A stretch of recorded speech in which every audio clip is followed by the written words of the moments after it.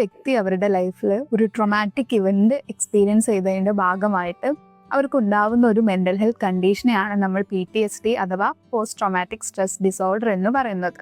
So എന്താണ് ഒരു traumatic event അല്ലെങ്കിൽ ട്രോമ എന്ന് പറയുന്നത്? നമ്മൾ ഡെയിലി ലൈഫിൽ എക്സ്പീരിയൻസ് ചെയ്യേണ്ടി വരുന്ന ചില ആക്സിഡൻസ്, വയലൻസ്, അബ്യൂസുകൾ, നാച്ചുറൽ ഡിസാസ്റ്റേഴ്സ്, അതുപോലെ തന്നെ നമ്മളുടെ ലൈഫിൽ പ്രൊലോങ്ഡ് ആയിട്ട് നീണ്ടു നിൽക്കുന്ന ചില ഇമോഷണൽ സ്ട്രെസ്സുകളൊക്കെ തന്നെ ഒരു ട്രോമാറ്റിക് ഇവന്റ് ആയിട്ട് നമുക്ക് കണക്കാക്കാം.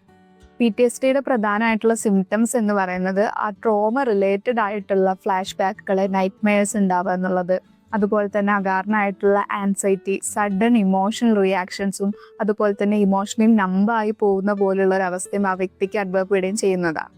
അതുപോലെ തന്നെ ആ ട്രോമ റിലേറ്റഡ് ആയിട്ടുള്ള അല്ലെങ്കിൽ ആ ട്രോമയെ ഓർമ്മിപ്പിക്കുന്ന തരത്തിലുള്ള സിറ്റുവേഷൻസ്, ആളുകൾ, ഇവന്റുകൾ നമ്മൾ അവോയ്ഡ് ചെയ്യാൻ ശ്രമിക്കുന്നതും പ്രധാനമായിട്ടും ഇതിൻ്റെ ഒരു സിംറ്റമായിട്ട് നമുക്ക് പറയാവുന്നതാണ്. സോ ഈ റിയാക്ഷൻസ് അവർ എക്സാജറേറ്റ് ചെയ്യുന്നതോ അല്ലെങ്കിൽ അവരുടെ ഒരു ലാക്ക് ഓഫ് സ്ട്രെങ്ത് ആയിട്ടോ നമുക്ക് കണക്കാക്കാൻ പറ്റില്ല. മറിച്ച് ഒരു എക്സ്ട്രീം സ്ട്രെസ്സിനോടുള്ള അവരുടെ ബ്രെയിനിന്റെ വളരെ നാച്ചുറൽ ആയിട്ടുള്ള ഒരു റെസ്പോൺസ് ആണ് ഇത്തരം റിയാക്ഷൻസ് എന്ന് പറയുന്നത്.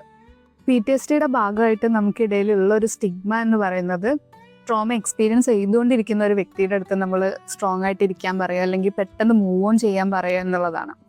സോ നമ്മൾ മനസ്സിലാക്കേണ്ട ഒരു കാര്യം എന്ന് പറയുന്നത് ട്രോമ ഒരിക്കലും ടൈം പാസ് ചെയ്തുകൊണ്ട് ഡിസപ്പിയർ ആവുന്ന ഒരു കാര്യമല്ല, മറിച്ച് പ്രോപ്പർ ആയിട്ടുള്ള ഒരു തെറപ്യൂട്ടിക് ഇന്റർവെൻഷനും അതുപോലെ തന്നെ ഒരു സപ്പോർട്ടും കൊണ്ട് മാറുന്ന ഒരു കാര്യമാണ്.